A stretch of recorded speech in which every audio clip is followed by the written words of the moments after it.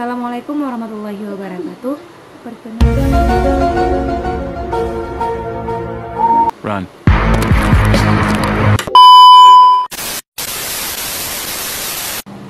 Assalamualaikum warahmatullahi wabarakatuh. Perkenalkan, nama saya Lailatul Isna dari Prodi Sistem Informasi.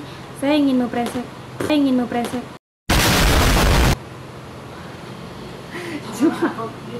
A few moments later. Assalamualaikum warahmatullahi wabarakatuh. Perkenalkan, nama saya Lailatul Isna dari Prodi Sistem Informasi Angkatan 2024 Universitas Abdul Yatama. Saya akan mempresentasikan tugas video pendidikan agama tentang Imam Ahmad bin Hanbal.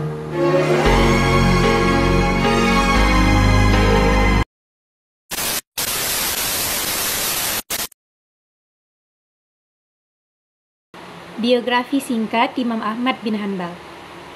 Imam Ahmad bin Hanbal adalah seorang mujtahid besar, ahli hadis dan ahli fikih, pendiri mazhab Hanbali, mazhab keempat dalam khasanah pemikiran fikih Islam Sunni.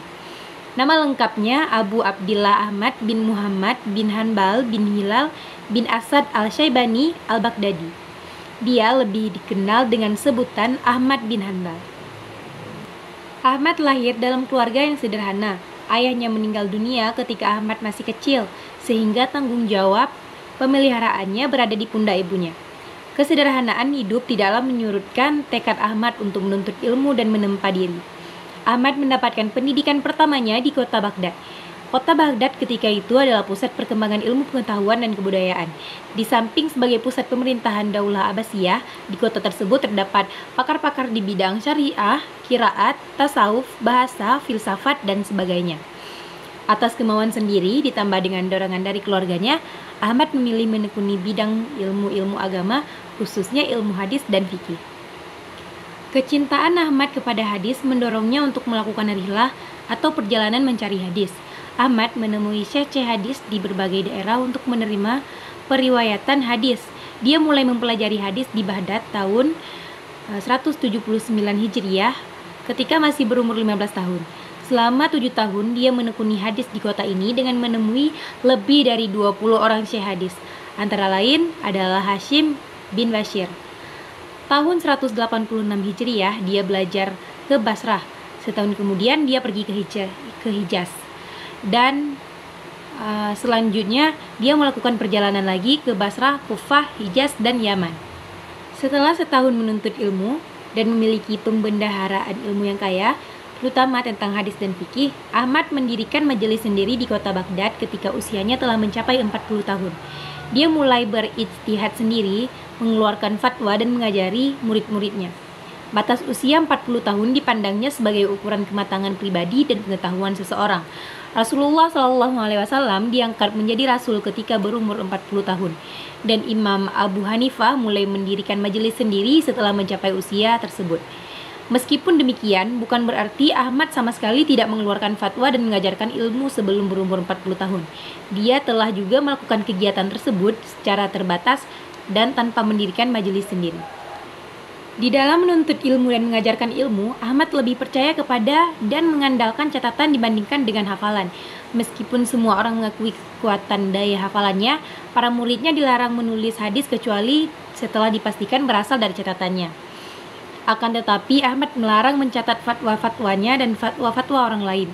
Kebijakan Ahmad ini mungkin sebagai sikap hati-hati terhadap banyaknya paham dan fatwa yang menyimpang ketika itu. Oleh karena itu, tidak ada koleksi fatwa Ahmad yang ditulis sendiri maupun yang didiktekan kepada muridnya. Di samping menghasilkan karya di bidang fikih dan hadis, Imam Ahmad juga menyampaikan pemikiran-pemikiran di bidang lain seperti di bidang akidah dan politik. Pemikiran dan pendiriannya tentang Al-Quran sebagai kalam Allah yang kadim menyebabkan dia disiksa dan dipenjara pada masa pemberlakuan Minah pada masa Khalifah Al-Ma'mum, Al-Mu'tasim, dan Al-Watsik. Ketiga khalifah itu menyetujui pendapat Mu'tazilah tentang kemakhlukan Al-Quran dan memaksakan pendapatnya kepada umat Islam, terutama pada qadi dan ulama. Fikih Ahmad bin Hanbal dan metode istinbat hukumnya. Meskipun Imam Hanbal banyak membahas dan mengeluarkan fatwa dalam bidang fikih, tidak ditemukannya kitab-kitab Fikih orisinil karya Imam Ahmad. Imam Ahmad memang tidak membukukan fatwa-fatwa fikihnya dan tidak pula mendiktekan fatwa-fatwa tersebut kepada murid-muridnya. Ini adalah kebijakan dan prinsip Ahmad. Suatu ketika seseorang yang hadir dalam majelis Ahmad mencatat fatwa-fatwanya. Ahmad berkata, "Jangan kamu tulis pendapatku, bisa saja aku berpendapat pada hari ini, lalu akan aku ubah lagi pada besoknya." Warisan fikih Imam Ahmad diperoleh melalui aktivitas para murid dan pengikutnya yang diyakini sebagai presentasi dari pemikiran fikih Imam Ahmad. Pemikiran fikih Imam Ahmad sangat dipengaruhi oleh kedalaman pengetahuannya tentang hadis. Hadis menempati posisi sentral di samping Al-Quran dalam mazhab fikihnya. Dia menentang keras pendapat yang berdasarkan kepada Al-Quran semata dengan mengabaikan hadis. Tetapi bukan berarti Imam Ahmad bersikap pesimis dalam menerima hadis. Hadis-hadis diseleksinya dengan ketat, terutama hadis-hadis hukum. Hadis-hadis yang tidak berkaitan langsung dengan masalah hukum, dia memperlonggar seleksi penerimaannya. Imam Ahmad dapat menerima hadis dhaif sebagai hujjah dalam masalah fadail al-amal, selama kedaifannya bukan karena perawinya bohong. Salah seorang murid Imam Ahmad menggambarkan keluasan pengetahuan Ahmad tentang hadis dan intensitas penggunaan hadis dalam fatwa-fatwa Imam Ahmad dengan berkata, "Saya belum pernah melihat orang-orang seperti Ahmad." Dia ditanya mengenai 60.000 masalah, lalu dia jawab dengan haddatsana akhbarana. Maksudnya, Ahmad menjawab semua masalah tersebut dengan memakai hadis. Karena keteguhan dan intensitas Ahmad menggunakan hadis, maka mazhab fikihnya dikenal dengan mazhab fikih al-sunnah. Ahmad berprinsip bahwa fatwa harus berdasarkan dalil-dalil yang bisa diterima dan dipertanggungjawabkan. Dia menentang fatwa tanpa dasar yang kuat atau fatwa yang berdasarkan pemikiran saja. Ahmad menasihati murid-muridnya, jauhilah memberi fatwa dalam masalah yang tidak ada tuntutannya. Abu Bakar al-Marwazi, murid Ahmad, pernah menanyakan suatu masalah yang belum jelas bagi Ahmad sendiri. Ahmad secara terus terang menjawab, "Saya belum mengetahui." Ahmad memiliki metode sendiri dalam mengistimbatkan hukum. Metodologi fikih Ahmad dapat disarikan dari fatwa-fatwa fikih yang disampaikan murid dan pengikutnya. Ahmad memiliki metode sendiri dalam mengistimbatkan hukum. Metodologi fikih Ahmad dapat disarikan dari fatwa-fatwa fikih yang disampaikan murid dan pengikutnya. Ibnu Qayyim dalam kitabnya Al-Lam al-Muqyin menjelaskan 5 dalil yang menjadi dasar istimbat hukum Ahmad, yakni yang pertama, Nash, Al-Quran, dan Sunnah Marfu'ah. Yang kedua, fatwa sahabat yang tidak ada perselisihan di antara mereka. Yang ketiga, fatwa sahabat yang diperselisihkan di antara mereka. Yang keempat, hadis mursal dan hadis dhaif. Dan yang kelima, qiyas. Dalil-dalil tersebut digunakan dengan urutan prioritas.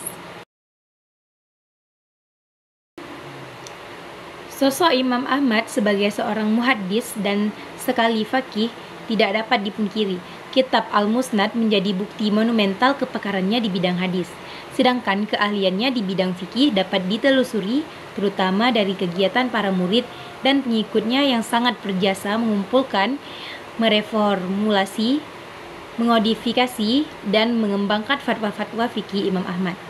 Pemikiran fikih Imam Ahmad sangat dipengaruhi oleh hadis dan keluasan pengetahuannya tentang hadis.